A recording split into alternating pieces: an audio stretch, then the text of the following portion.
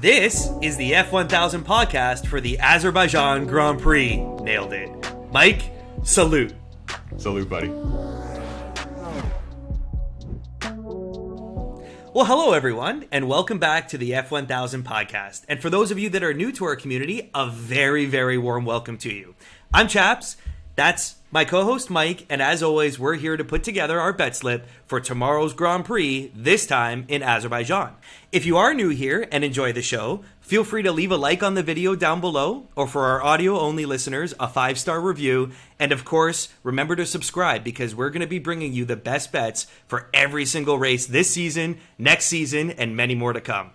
All right, now that the formalities are out of the way, Mike, it's been a long break. I do not like the spring break. I've missed your mug. I've missed your little Ferrari picture in the background. How you doing, man? I'm doing all right, buddy. It's nice to see you. It's nice to get back to watching racing and seeing like this weekend of all the weekends. I love this track. I love this track so much. I'll do it. I'll say it. I prefer it to Monaco because it's got the tight district. It's got the high speeds. I mean, it's just, I get the history around Monaco and the yachts are cool, right? All the yachts are sweet, but something about this track, man. I love it. Well, it came onto the calendar later than Monaco. Monaco was built when the cars were half the size than they are now. And there's just no room out there, but there is room in Azerbaijan to pass people. I love this track. It's a difficult track to drive, you know, when I'm doing the sim. Yeah, I can see it. But it gets the best of almost everything in racing. You got hard braking zones, which give you overtaking opportunities. And then when we look at Sector 3, which is basically just a massive straight, it's among the fastest that the cars will get on the calendar. It's an exciting weekend. Yeah, it's so cool. And the optics of Baku and the scenery, it's such an incredible city too. So it's a great way to get back into the calendar for sure. I'm really excited. I'm excited. I'm fired up. And you talk about getting back in the calendar. It was an unexpected spring break, but then F1 just hits us over the head with a qualifying on Friday, a sprint shootout Saturday morning, a sprint race on Saturday, and we're here to talk about the Grand Prix on Sunday. But man, they've given it to us coming back off that break. It's wicked. And we had a lot of action over the weekend, Friday and Saturday.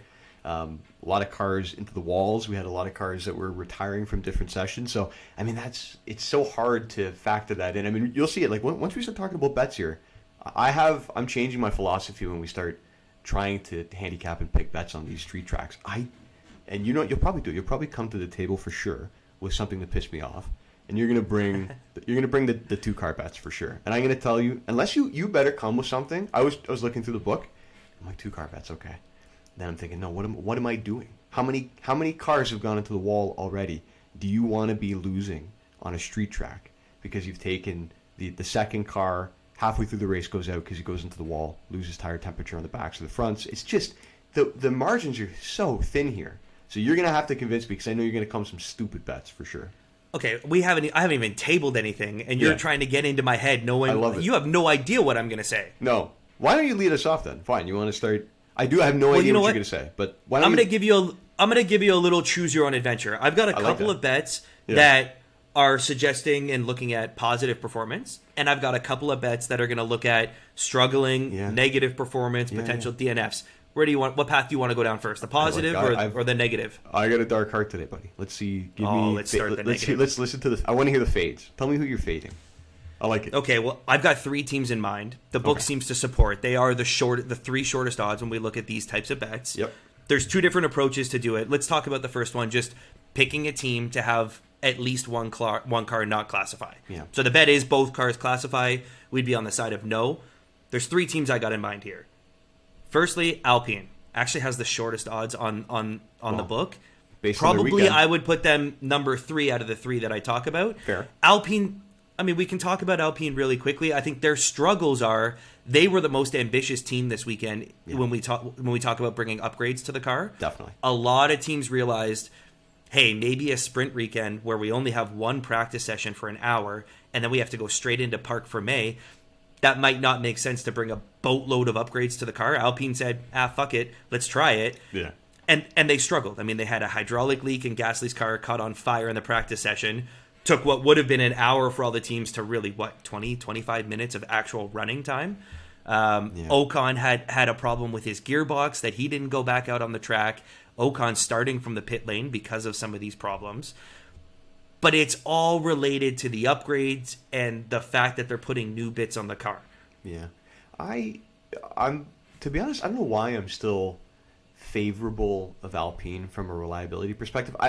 You're not like, that's not a hill you're going to die on really with them. And I will say this, I think I get a pass on it because I know you've got two other ones and I'm interested to hear what you have to say. Okay, so the second team that I have in a negative sense. Yeah. I'll bring them both up at the same time. Okay. AlphaTauri and Williams. Yeah. We saw both of them put cars on the wall this weekend already in the sessions. Now, I think it's for different reasons. The Williams, Logan, when he went into the wall, he was clearly distracted by, I think it was the signs. The Ferrari. The Ferrari's like in the middle of the road. Whatever. He was very American about it, the way he reacted and everything. Right? He was. So, I mean, Logan had the issue. Now, when you talk about the philosophy of the Williams, it's very slippery in a straight line. It really struggles turning. Yeah. We saw in Australia.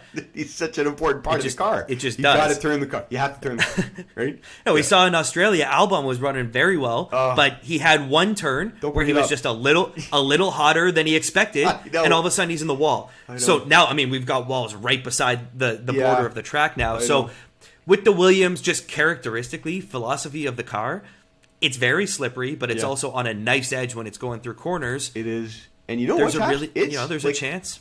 There is a relatively significant impact when you've got an unstable aero platform like the Williams does. That wind is like a really, really significant influencer on the performance of the car. Yeah. And it's controlled. It's not stable. And it's like, what are they? We're like right by the Caspian Sea. My understanding is that the way that the city grid is set up, it just funnels the wind. And it starts to get, difficult even for some of the best drivers, never mind the Williams, which I feel like is just like a piece of paper. So I agree. So I'm leaning, so the AlphaTauri, it's just like I have a fade for AlphaTauri. Let's get to that after we talk about this. But yeah. I mean, the AlphaTauri, the car sucks, but why I was interested with the AlphaTauri to potentially not finish is both of the drivers went into the wall and they were both seemingly unforced errors. Yeah. Whereas you could say the Williams Logan was maybe a forced error. At least he was distracted. Yeah. The AlphaTauris just went into the wall. They did. What's going on with Yuki's suspension? I mean, is he even going to be? We don't know overnight. Does his car get rebuilt in time? Who knows? I actually, to me, I think that they're on the back foot so significantly. The directive to those two guys is do not wreck the car. I guarantee you. Like the Vries starting way at the back, just in front of the two Alpines that are going to gobble them up. And I think that he's going to be the last classified finisher. And we're going to talk about quickly. I just want to see what the odds are. I think it's plus 600 if I'm not mistaken. Plus 600. Plus 600. So he's got to finish though. He's to finish. But I think my point, the point that I'm stressing is that I think he is going to finish. That would have been more the directive in the sprint race than the Grand Prix. Grand Prix, you got nothing to lose. Go for it. We can rebuild the car over the course of the week. The sprint, finish the race. You're not getting any points in the sprint. I'm going to say no. Fine. Stay no. I don't like honestly, I might use the classified overtake. Last finisher. Okay, I'm going to, park it. I literally might, it's a crazy. You park it. I'm not even parking it. How? And it's going to happen too. I'm going to use the overtake, and it's okay. Let's move on. We just watched him climb the order. I just watched two sessions. One he crashed and one he climbed. And you want to say he doesn't crash and doesn't climb. Yeah, this is like a betting savant. You're gonna be so surprised when this happens. And then I'll have the overtake. I'll have infinite overtake on retainer. I could do it whenever I want. That's what's gonna happen. Okay, so this was the other avenue of the negative that I had. Yeah. Just a red flag in the race. When you look at the lines on how many cars will classify, Vegas has it that they think 4 cars DNF. 16 cars finished. That's where it goes from positive odds to negative odds. That's the break even. It's a street track. If any car DNFs, I think that they bring a red flag. There's going to be debris everywhere. There's only a couple of corners that have a runoff. If there's debris on the track, it's very likely a red flag. If that happens 4 times, one of them's going to be red flag. It's minus 188. I understand the logic behind the bet completely. I like it, actually, for sure. The big part of it is that there's walls. Like, even today with that red tire, or with the tire on the track, I mean, I guess they did that with safety car. 2 red flags in qualifying. There also seems to be a directive from the FIA that where they prefer red flags. If we get late in the race, like, they just red flag it. Yeah. They're not going to... They do everything to not finish under safety car. Yeah. So if there's a crash late in the race, that's they do a red everything flag. to finish not under safety car, and they do everything to make it the most enjoyable spectacle that they can, because they know that they've got lightning in a bottle at this point, and they will. And we're not that hesitate. far. We're not that far removed from the spectacle of the brake magic with Lewis Hamilton on that restart in 2021. Very true. Very true. Do you have a bet to table? Yeah. That was my negative bet.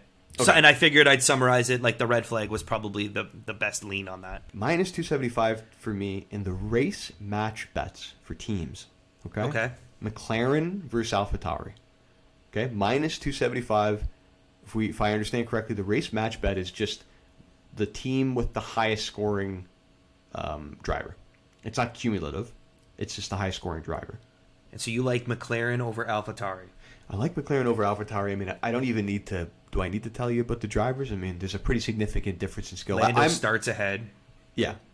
Right? He starts ahead of him right away. Yeah.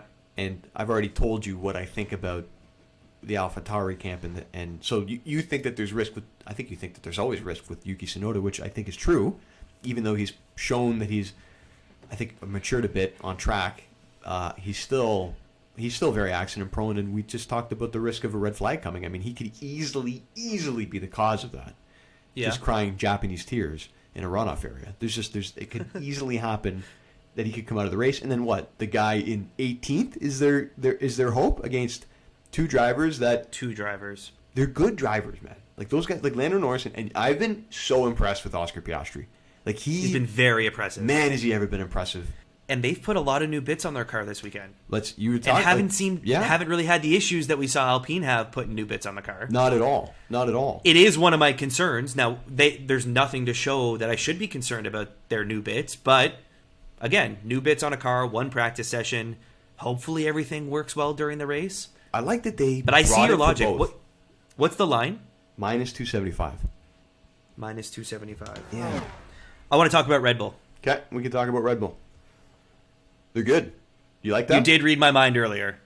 There's a couple. I mean, Red Bull might be the team where I look at both cars, like a bet that involves both of them. Okay. Oh, man. Here's what I found interesting, Mike. Here's what I found interesting in the lines, just when I was in the weeds in the book. Yeah. What did you find? Red Bull, both cars podium, minus 188. Yeah. Red Bull 1-2, dual forecast, minus 200. Yeah. I saw that. You get better value for them to finish in the podium. Yeah. You get the extra position. How does that make sense? I don't know. I don't understand that either. Everything here has them, like, they're both heavily favored to win the race. Well, I mean, like... When you talk about Leclerc would be the next guy. Yeah. Everything here is alluding to it being 1-2. When we talk about the sprint today, Checo won that race in his own regard. Pace Max was there. almost caught Ferrari with a hole in his car. He had damage, and he held on to Ferrari. He had a hole in his car. Yeah, after the sprint, Leclerc said our tires were about to fall off. He said he was looking at the two tires. Yeah, well, his looked like garbage. So, what I like about the podium, I mean, let's ignore the dual forecast because the odds are worse for a less position. Think position. a minus 200 doesn't make any sense. Yeah. So both cars on the podium. I mean, is there anything that like Max can take another hole in his car? He's still going to be on the podium. Yeah, I mean. Do you see any reason not to take 300 more points and just take Max in first and Sergio in second? Like take the straight forecast? Like who's going to win? Yes, I don't know. You think Sergio's going to? You think Sergio has a chance? I don't know. I understand why Sergio looked very good today. Yeah, he looks really good, but he's just not. He's not better than Max, and like Max is starting ahead. So let's keep this in mind. Here's the scenario. The scenario, Mike. What? Max and Charles end up having Max and Charles hit each other in turn 2, and Max takes a little damage again. Yeah. And Checo's just there to clean everything up. Strategy, red flags. I mean, there's a number of things. Both Red Bulls are going to be up there. Yeah. I think they've equaled each other on pace this weekend. One won the qualifying, one won the sprint shootout. Yeah. I don't know who's going to win, and I like a bet where I could get both of them at the top of the stat. We have to take that. Like, it's in the ones. It's 188. We have to put that down. I'm not like... yeah, okay, fine. If you really want to look for a little more value, without Max Verstappen, Checo's minus 175 to win. Yeah. I mean, that's the one. That's the one. Right? He might win the race on his own. And you know what, chaps? We do the most important thing, and you just take one car. Like I'm telling you came in here, you wanted to take one I just car. want to take one car. I gotcha. So I have that marked down too, without Max. So it means without Max, you just need Checo minus 175. I have it here. It's my last one on the bet slip, buddy. That's it. Is that not it? Because so let's talk about. Is there any chance Leclerc. Checo doesn't get Leclerc? He got him today. He got him today, and he did. Yeah. And he didn't get him before DRS, where it's like, Charles made a mistake. Maybe that doesn't happen. It's just the DRS is going to open on lap 3, and boom, Bob's your uncle. And the problem with the Ferrari is that they have to, if they want to stay with it, so they have to stay within DRS range of the Red Bull, or else it's game over, right? It's game over. They don't have a chance with just the regular wing versus regular wing on a straight. It's just, it'll never happen. They'll get gobbled up probably by the people behind them. But the problem with Ferrari is that they have to stay. You got to stay close. You got to follow close to stay within DRS range, and that just kills the fronts for them, and they lose their tires. So I was going to say, we saw it happen. Like we're talking about this. Yeah. Talk about the first stint. They might not just on raw pace, equal tires, equal degradation. No. They might not be able to hold on to that. Then you go over the course of a race where the tires are going to fall off. Yeah. I think Checo without Max. Minus 175, buddy. That's it. Like, lock that in. I really like that. You put a star behind that one. Yeah, I'm going to underline it a few times. Yeah. Let's see here. What else? Well, let's talk about the Group 4. I mean, we both mentioned it. Yeah, we had right before we hopped on the call. I think we both saw the same guy. Valtteri Bottas is plus 350 to win Group 4. He's got... The group involves Bottas, Gasly, De Vries, and Logan Sargent. I mean, that's 3 DNFs and one guy finishes, and he's plus 350 to win the group? Man, you think... Sorry, that's so funny that you actually... This whole time I thought that we had the same guy. Interesting. Well, no, you're in a love show with the AlphaTauri. No, first of all, what are you talking about, dude? No, wait, hold on. This whole time, your Group 4 pick was Valtteri Bottas? Yeah. Buddy, are you drunk? The other 3 guys DNF his race. With you? The other 3 guys DNF? Yeah, okay, well, 4 cars... Gasly's going to catch on fire. De Vries has been in the wall 3 times. Yeah, and Sargent might not even start. We don't know if he's going to start the race. I know. So that's fine. That's why I take Logan. So I would be most Logan Sargent's the longest there. No, I know, but to be honest, I would be more worried about the Williams beating Pierre Gasly than I would about any of those other cars. Man, have you seen how slow the Alfa Romeo is? What are you talking about? It sucks. It's horrible. It's a horrible car. Okay, we're gonna move on past this. Is there something that we can do? Can we quickly talk about the Aston Martin? Are we not taking into account the value that they didn't have their DRS working during qualifying? Like, we got to talk about that. Okay, actually, that's a great point, because I meant to lead off with that. Yeah, we need to get into that. So but it didn't work in the shootout either. No, it did. It did work. It worked. No, they were okay. There was definitely comments where that lap. When Stroll put it into the Q3 of the shootout. No. That was the actual sprint, though. The actual sprint. Both of them were working. And Stroll got Albon at the end. But I'm saying, in the shootout, it didn't work again. So are we sure that they fixed that issue? No. Well, the fact that the sprint it worked, I think that's a good sign. Like I would say we're losing a chance to get some hidden value if we don't take them in some way. Group 2, baby. I know you went right by it. Minus 163 for Alonso to win the group. It's just Sainz and Russell and Lando. So we get to fade brings Carlos. Sainz in. Yeah, but we get to fade him a bit. We think that he's probably going to struggle because of his history with this track. George Russell starting behind. Lando Norris is just the McLaren isn't in the same class as the Aston Martin at this point. And because they showed so much speed once they had they showed speed with no DRS when they had the tow. Lance got it into Q3. You also just get Fernando Alonso to beat a bunch of schlubs, right?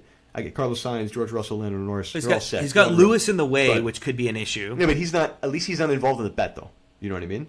Like, at least right. If Lewis is moving, if he falls back, if he makes a mistake, like he's not part of that bet, which is good. I get what you're saying, though. He's a bit of a cork in the bottle to move him up. We give up some value. But you're right. That is an interesting way to get a hold of Fernando. Okay, so you wrote that down. You like that. I like that. I wanted to just see if I have any points that I made throughout the week. We're maybe not capitalizing on George because he's only on 11th because he went a little wide on the last corner. One mistake. It was a mistake. Yeah, one mistake though, right? But it's not pace that he's in 11th. So but again, like Merck in the points at minus 200, is that real? That is a bit of value actually. We're used to seeing them at minus 350. Like, minus 200 just because... And he only needs one spot? Like, are we sleeping on George? we're not sleeping on George. We're sleeping on the concept. We're not sleeping on anything. We're eyes are wide open like this. We're wide open because we're concerned about taking 2 fucking cars. Please don't make You're concerned about taking 2 fucking cars. Please don't make me do it. Please don't make me do it. I'm not going to force you. I They're don't have the overtake. I can't make you do anything. I know. I'm going to use the overtake to take my stupid bet. So, like, I'm totally fine with just not taking 2 cars if you can agree with me. I know that you'd like the value of the Mercedes, and it's just you know what it honestly is? It's a temptress. Well, it's a temptress. It's a siren. George has no value on getting into the top 10. It's a just siren. As himself. It's a siren, buddy. Like, you know those the sexy mermaids on the rocks when the ships go out, luring you in -200. Don't do it, chaps. Don't shipwreck. Please don't do it. Don't wreck this friendship, please. No, our friendship's intact. No, but you will ruin it if you make me take this bet. Okay, well, for the record, for the people, no bets that you could table is going to ruin my side of the friendship. So, what do we have, chaps? What's on the board right now? Okay, we got 4 written down right now that I think we both like. We've got the McLaren in a team match bet over the AlphaTauri. Okay, yeah. That's -275. So we've got that one on the sheet. We've got a red flag to happen. Yes, it's -188. We've got Alonso to win Group 2. And that group has Alonso, Sainz, Russell, and Norris. And Alonso's -163 to be the highest finisher in that group. And then we've got Checo. Now, this is without Max Verstappen. Mm-hmm. So Max can still win the race. You take Max out of the grid, out of the finishing order. We say that Checo is going to be the highest without Max Verstappen, and that's -175. Okay. I'm using the overtake, buddy. Like, in the spirit of taking... Like, you know what? I was going to actually tee it up soft and be like, in the spirit of taking a bad bet, just like you did. This isn't a bad bet. This is a good bet. This is a good bet. I think this is a good bet. I'm taking that the last classified driver, so they have to finish the race, is Nick de Vries. That's my overtake, buddy.